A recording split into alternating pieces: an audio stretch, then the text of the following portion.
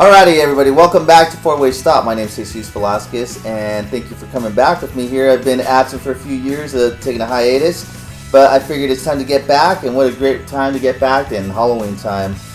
So this episode of Four-Way Stop, we're going to be reviewing some horror movies, some scary movies, some movies we love, and I got some special guests with me today, and today I got Jordan Zacharias. You might remember, you might remember Jordan from past episodes, Four-Way Stop that we did on the Friday the 13th series.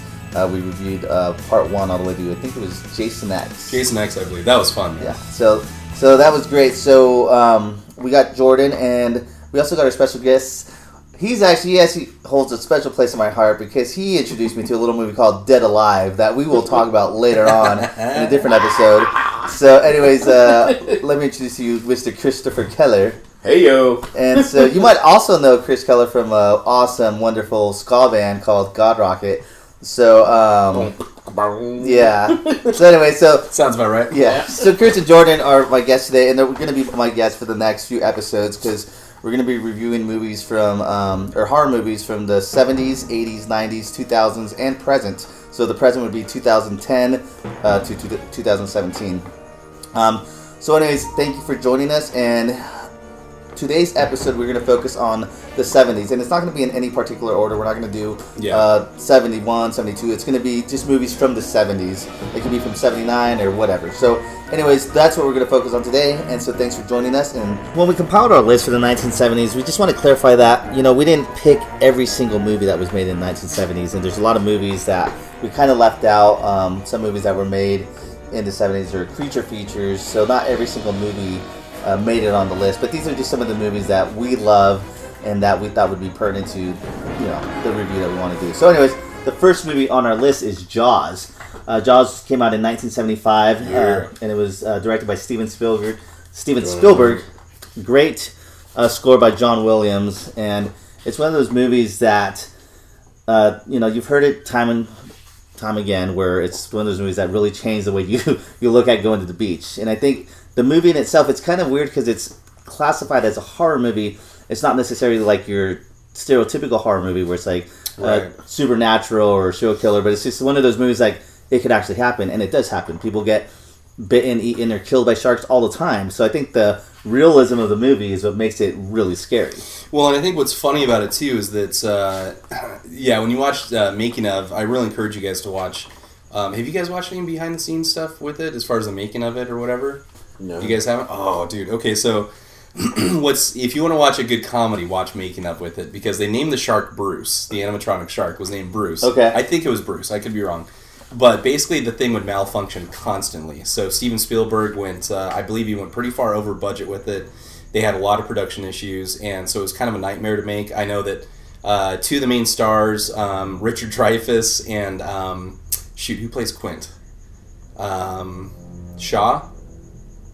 I can't remember his first name, but Robert Shaw. They actually didn't get along well in person. Oh, really? Yeah. So the tension that you see on set between the two, or in the film, was actually happening on set, which is really funny. I just want to throw you in front of an animatronic shark and hopefully it eats you.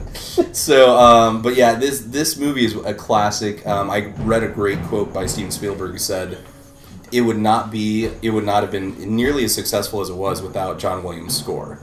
The score is so famous.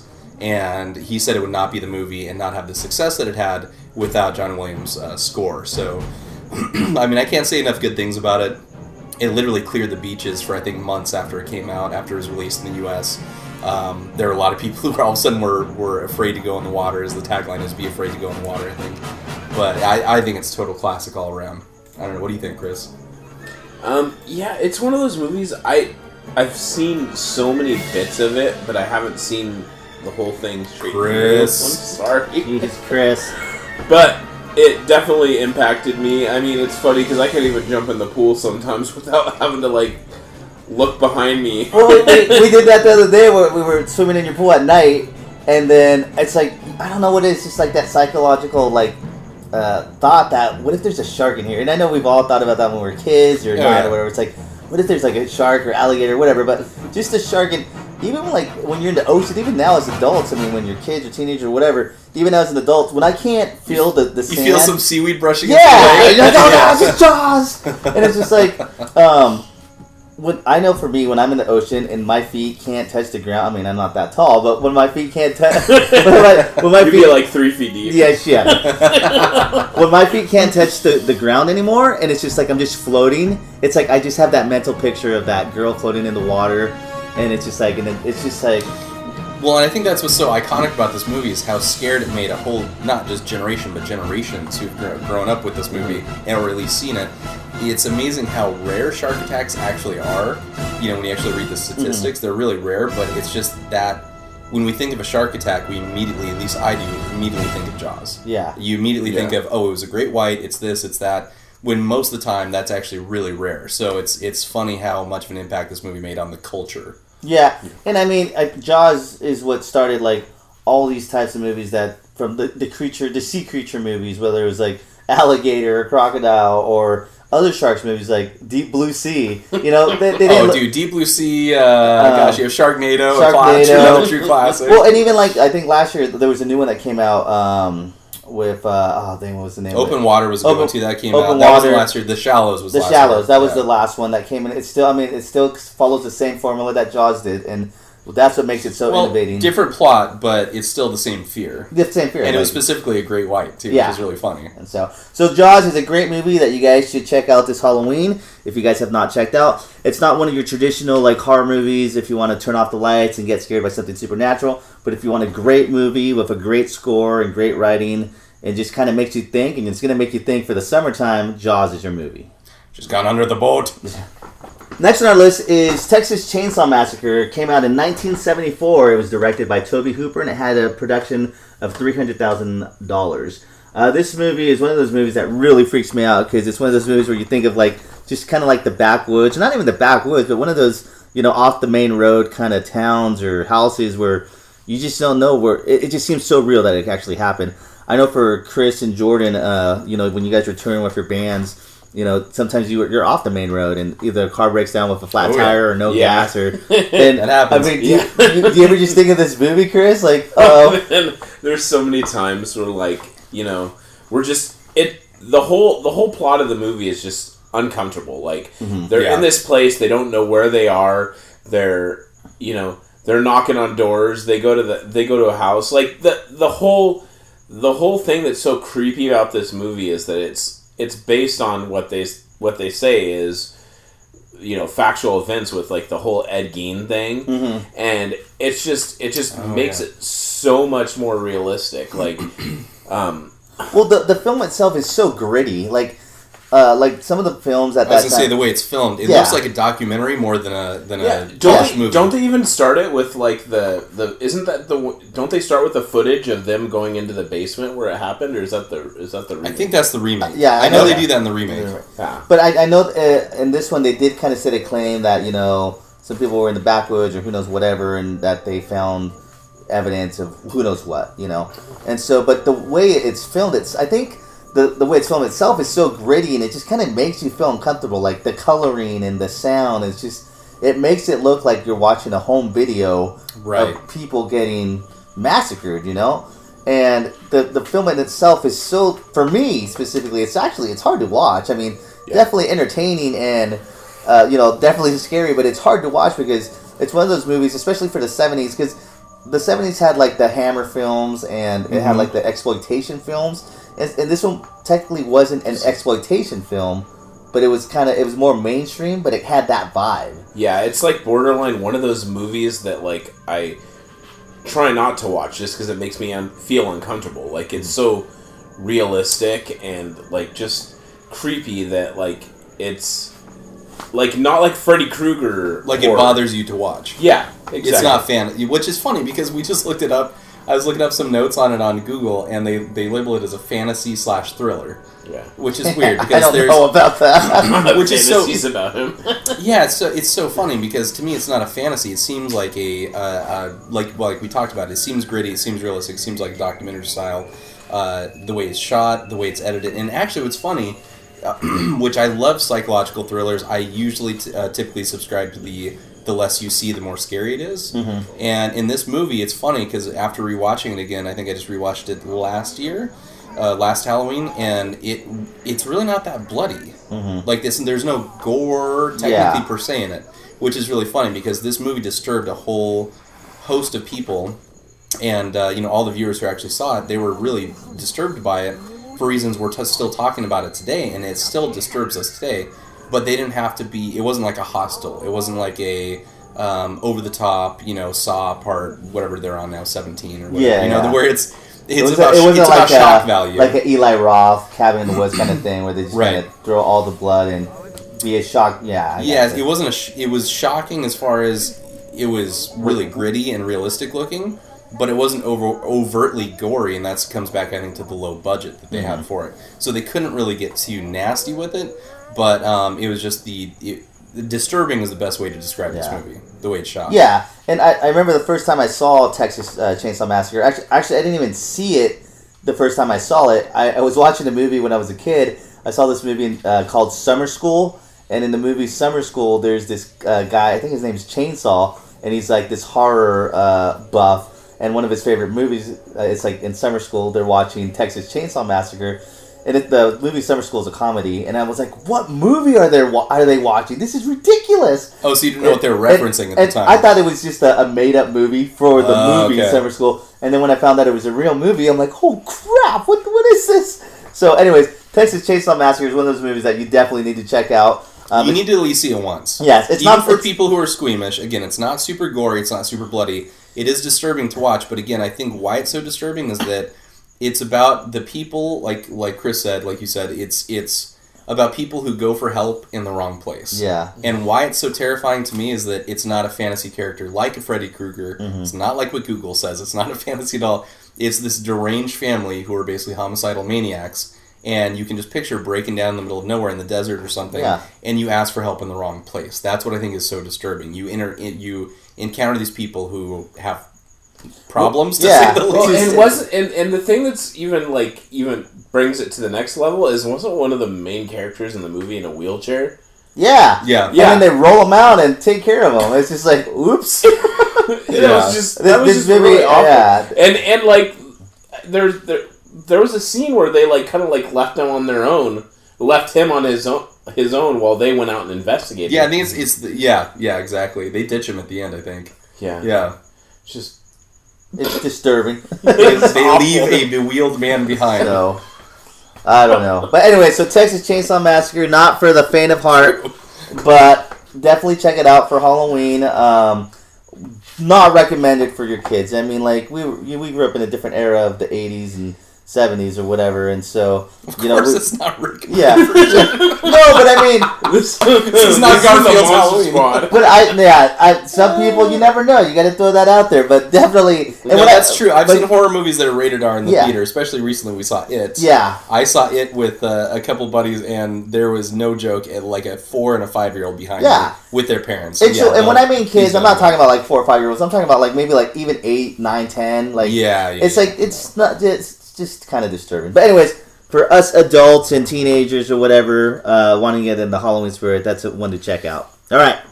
The next movie on our list is a movie that I personally don't ever want to watch again, and that movie is The Exorcist. This movie is very disturbing. It is high praise. It is a movie that is very critically acclaimed. Very critically acclaimed, and it's very... I mean, it's critically acclaimed because it's stood the test of time. It was made in 1973 with a budget of $12 million, and which was a lot for back then. Oh yeah, a ton. So it was actually a main box office draw at the time. So it was a big budget horror movie, but the movie is just so disturbing. It's about a 12-year-old girl that gets possessed by the devil, and the parents are freaked out, so they call in some priests to exorcise the devil out of her. Mm-hmm. Yeah, it's truly a disturbing depiction of a real life exorcism. They do a really good job. The actors do a really good job. The special effects are really intense. The score is one of the best of all time. It's one of my personal favorites. This is interesting because it's one of those movies where I've seen it twice now, which is funny because the first time was with you guys when we watched it a few years back at your place, Zeus. Mm-hmm. At the Jungle, yeah, and the second time I watched it was actually about either 1 or 2 Halloweens ago, I actually showed it to my wife. And what's funny is she does not like horror movies, but she'd heard so much about this movie that she's like, well, I have to see it because I want to, hear what everyone's talking about. And she was definitely disturbed by it, but it wasn't as bad as she thought it would be because it has so much hype behind it as being the most terrifying film of all time. Mm-hmm.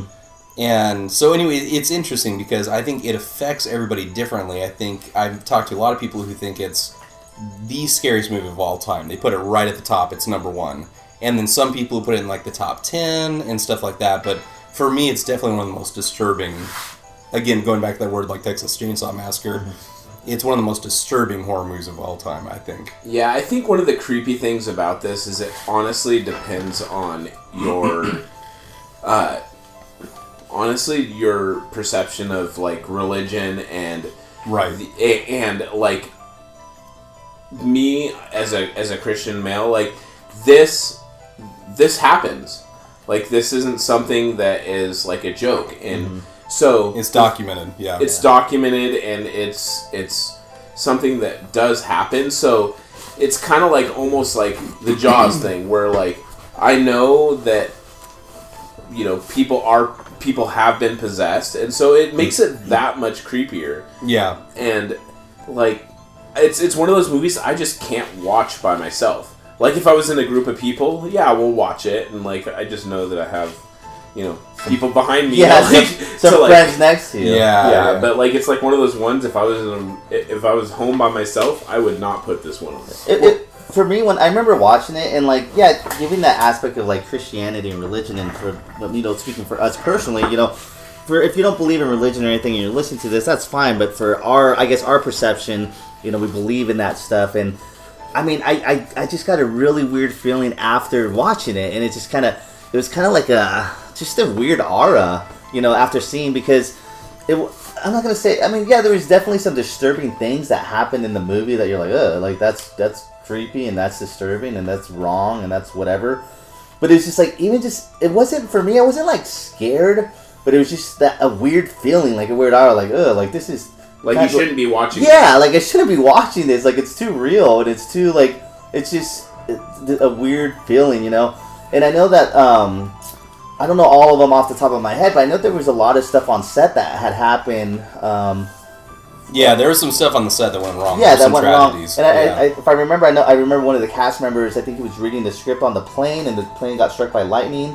I'm pretty sure that's the same movie, and I know there were some other things that had happened, but it was just like one of those things where I'm just like, this is just... For me personally, after watching it, I made a decision to never really watch it again. And I mean, I'm not going to say I'm never going to watch it again, but I don't plan to personally... It's not one of those movies I'm going to watch every Halloween, if not ever on Halloween or anytime again, but it's not... I know for people, it's just a standard. It's one of those... You hear The Exorcist, you know The Exorcist, you know what it's about. I saw it once, I wanted to see it, it's there, it's definitely a staple for Halloween, but it's definitely not for everybody. I'm not going to recommend it, because I don't want to, but you should watch it if you want to. It's kind of like horror canon, like, it's like... Right. This is like... If... This one's up there no matter what you say. Yeah. This one's up near the top. I think it's one of those where, if you're a true horror movie buff, and it's Halloween, and you go... You know what? I haven't had the guts to watch this movie. Mm-hmm. I think it's worth watching. Only because what I think is interesting about the movie, and I speak for, I think, all three of us here, where we like, old Peter Jackson horror movies. Yeah. We like the Bad Taste, the Dead Alive. Mm-hmm. I personally love Sam Raimi movies. So obviously, we're talking Evil Dead 2, Army of Darkness. I like the slapstick, funny, over-the-top, comedic horror movies where it's very... campy stuff, Friday the 13th, Halloween's, some of those later Halloweens, and, whatever it is. But I think this one's interesting because they take it very seriously in the film. Mm-hmm. So it's not meant to be a funny or over-the-top or slapstick in any way. It's meant to be very serious, which I think is interesting because they could have been very campy with it, but they weren't. They took it very seriously. Mm-hmm. Yeah. And so I thought they did a great job with the film. I mean, I guess when I watched it, I personally could not imagine, if you had a possession case, which has happened in the past, like we mentioned, I can't imagine it looking much different than what it looked like in that movie, if that makes sense. Yeah, It's definitely one of those movies that after I watched it, I had to put something funny on just to kind of get that weird the taste out of your mouth. And so it was, but it's definitely, I mean, a perfect example is a lot of horror movies. I'd say like 75% of horror movies have been remade, and this is one that still has not been remade because it has. Oh, just wait, dude. Hollywood is a... I'm sure they will, but I'm just saying, it's 2017. Did they do a TV series? And so, yeah. Oh, yeah. But it stood the test of time of being scary, freaky, and, I mean, honestly, it is a really well-written movie if you're looking at that aspect. And so, The Exorcist for Halloween, definitely a pick to see. I'm not recommending it because I'm not sending you down that route, but if you'd like to check it out, by all means. And let's put it this way, the movie's over 40 years old, and it's still terrifying people today. Absolutely. That's impressive. So, the next movie on our list is Alien. Not to be confused with Aliens. This is the first one, Alien. It came out in 1979. It's directed by Ridley Scott, and it stars Sigourney Weaver. To be honest, this is one of those movies that I actually have not seen. I've seen... Oh, God. Chris didn't see, what was that movie? The first movie, Jaws. So let us do the internet's movie for it. Yeah. Boo. Anywho, I've seen bits and pieces of it. I've seen all the classic scenes. I just, from start to finish, I have not sat down and seen the whole thing. So that being said, I'm gonna hit the bench on this one and let my good friends take over on this one. So Chris, go ahead. Oh man, Alien's just such a classic. Like, it started a whole franchise. The thing I love about this movie is just the used practical special effects. Yeah. Where like the later Alien movies used a lot of like the digital special effects, where this one, it just seems so much more real because they use so much of the practical effects. Yeah. Not to mention the Geiger like illustrations of what the alien would look like. It's so good. H.R. Geiger. Yeah. It was just so creepy, and to be honest, like if I have to be really honest, I think really my favorite is the sequel Aliens, but this movie just set the precedent. Like just that scene with the guy with the alien bursting out of his chest for the first time. It just was like holy. Yeah. I'm not going to say that because we're not supposed to swear on this, but oh my gosh. Well, and what's interesting about that scene too, I think they, if you look at the making of documentaries on the movie, it's funny because I think they told the cast something dramatic would happen this day, but when they filmed that scene where he goes on the table and he's choking, but they didn't tell them exactly what would be happening. So a lot of the reaction shots they got was actually, from what I've read, was on the first or second take max. No way. So they actually they surprised the cast at least to some degree. That's awesome. Which is great.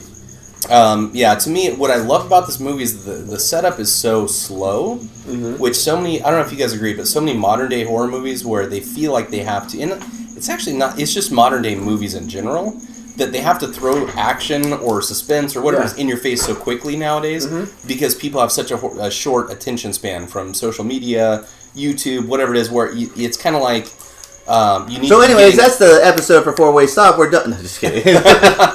No, but you need to be getting some reaction so quickly, whether it's laughter for a comedy or whatever it is. What I love about I love about Alien is that I believe it's in the first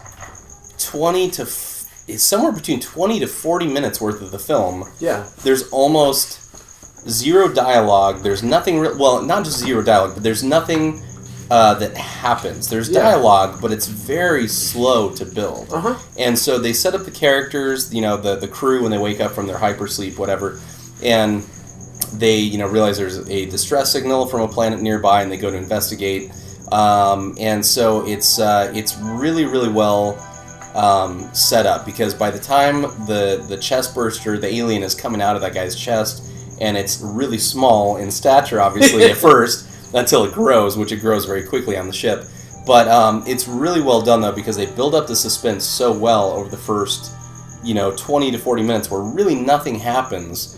And then when that scene comes on, it's shocking, it's bloody, it's gory. And then when the alien comes on board their ship, it's all of a sudden it goes from this weird kind of sci-fi movie to pure horror. Yeah. And it had that great tagline on all the posters. If you look at pictures of it when it first was released in Hollywood, it said, "In space, no one can hear you scream." Yeah. Which is one of the most famous taglines of all time for horror movies. And so I thought they did a great job.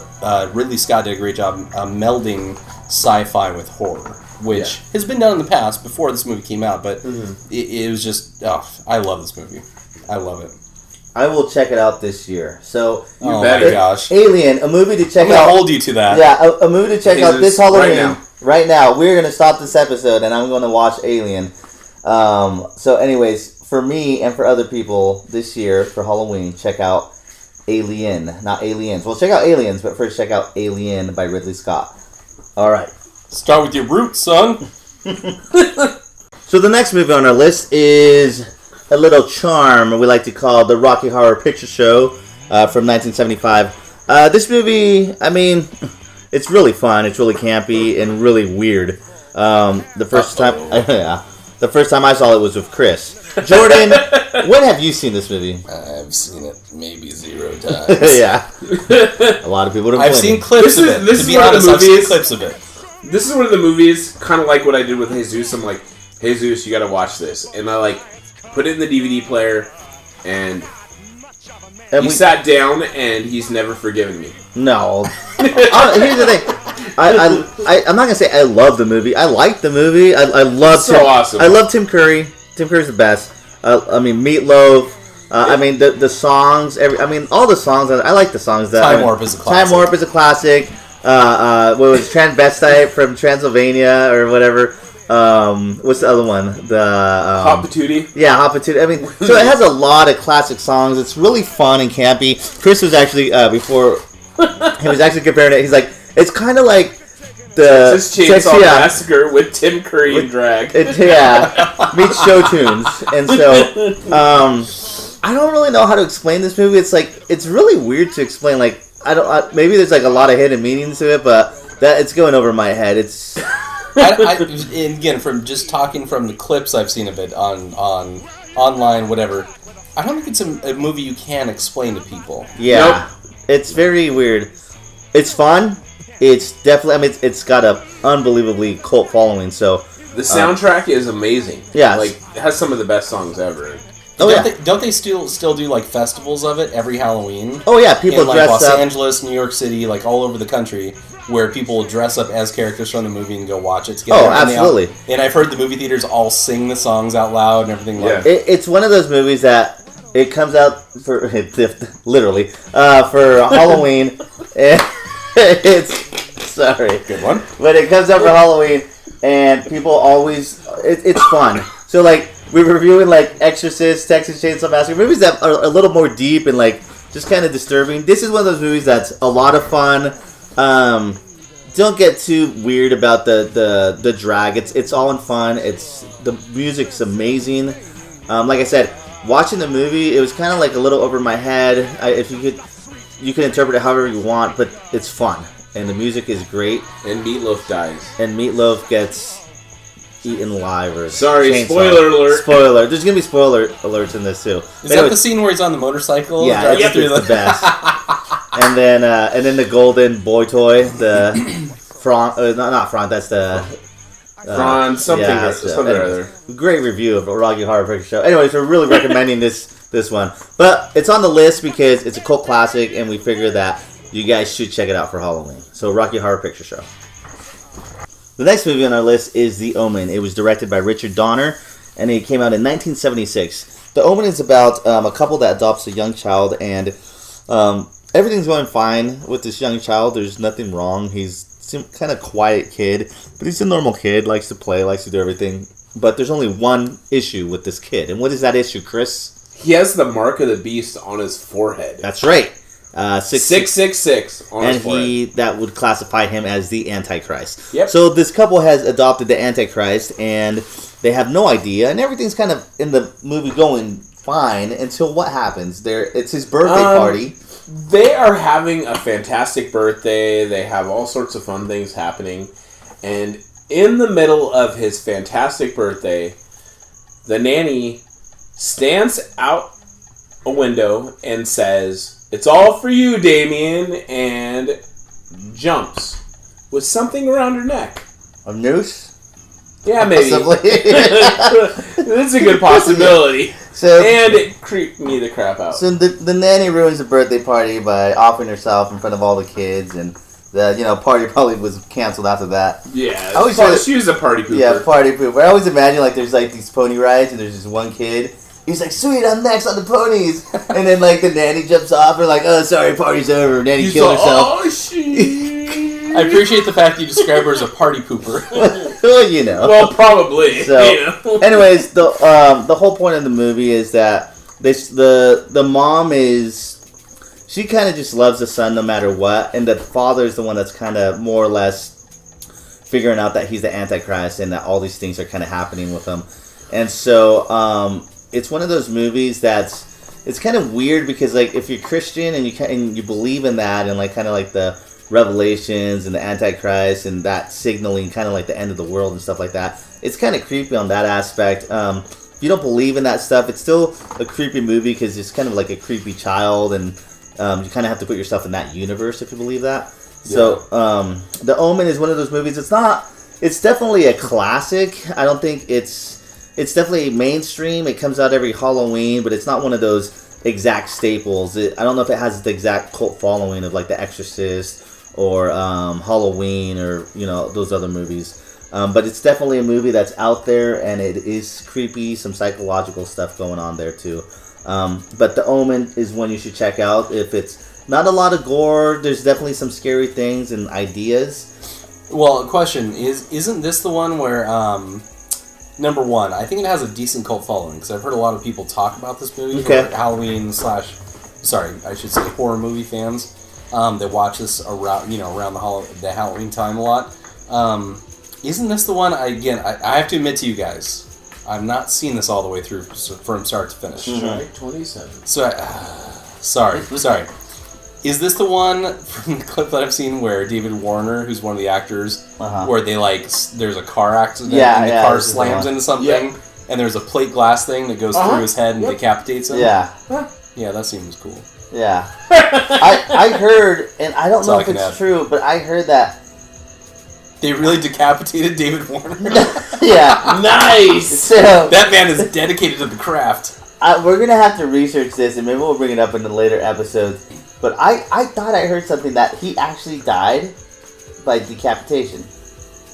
I could be wrong. I think he's still alive. Well, then, disregard that urban legend. He might die in the future by decapitation. Yeah. It could happen. In the future. So anyways, The Omen is definitely, like I said, it's not like necessary. The score is crazy scary. It's like, I think the thing that's creepy about The Omen is like the parents. Is it the parent-child relationship? Yeah, like the dad, the mom has this like total nurturing, like nothing's wrong with my child, and the dad's like, no, our kid is like the son of the devil. Yeah, and the dad is like trying to like figure this all out. Well, the mom is just totally the nurturing part, and I think that's what's creepy about it. It's like.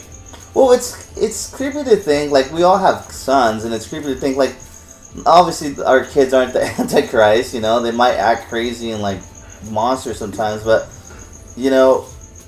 at the end of the movie, the father goes to the church and takes the Antichrist there, and he's gonna, like, murder him because he wants to save the world or whatever, and he knows that he has to end this evil. It's like, just putting yourself in that position to think of, like, could you do that? Because it's... Yeah, sure. I mean, if you knew your child was going to become Sam Neill... Well, sure. Yeah, Sam Neill, yeah. Especially if he had a lightning bolt scar across his forehead. Oh, that's Harry Potter. That's Harry Potter. Anyways, in the end of the movie, here's a spoiler, so if you want to watch the movie, don't... Spoiler alert. Yeah, Spoiler. He actually doesn't even end up killing his son because... the Antichrist uses his special powers and turns the gun against his father, and he shoots himself. So it totally is Harry Potter. So yes, so this is actually wait. So who is Snape? This is a Harry Potter prequel. So Yeah. The Omen, the Harry Potter prequel, fun for all ages. One last very important note: David Warner, the actor, is alive and well, and his head is still on his body. Currently. Until further More to come. Until further notice. So anyways, The Omen, where urban legends get started, and we come to the truth and realization that heads are still on people's bodies. Right. So good. Good for that. It could be a Walt Disney thing. Maybe it is. So alright, so check out The Omen this Halloween. It's worth checking out.